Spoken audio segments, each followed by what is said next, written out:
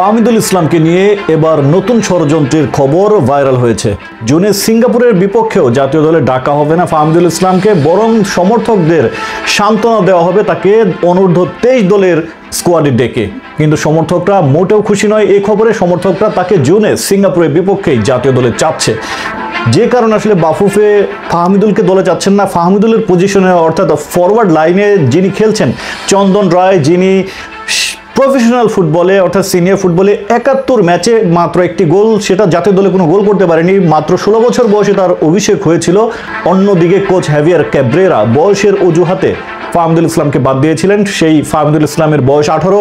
আরও একটি মজার তথ্য হচ্ছে ফাহমিদুল ইসলাম সম্প্রতি ইতালির যে লিগে খেলেন সেই লিগের 3000 ফুটবলের মধ্যে সেরা একাদশে জায়গা পেয়েছেন। অন্যদিকে চন্দন রায়, যিনি তার প্রশ্নবিদ্ধ আচরণ ছিল ভারতের বিপক্ষে ম্যাচে, হামজা চৌধুরী বল চেয়েছিলেন, তিনি বল দিতে অপারগতা জানিয়েছিলেন, বল দেননি, ডিনাই করেছিলেন, রিফিউজ করেছিলেন হামজা চৌধুরীকে। সেই চন্দন রায় খেলবেন, ফাহমিদুল ইসলাম খেলতে পারবেন না, এটা কি করে হয়? সমর্থকরা এটা কি করে মেনে নেবেন? প্রশ্ন সকলের কাছে।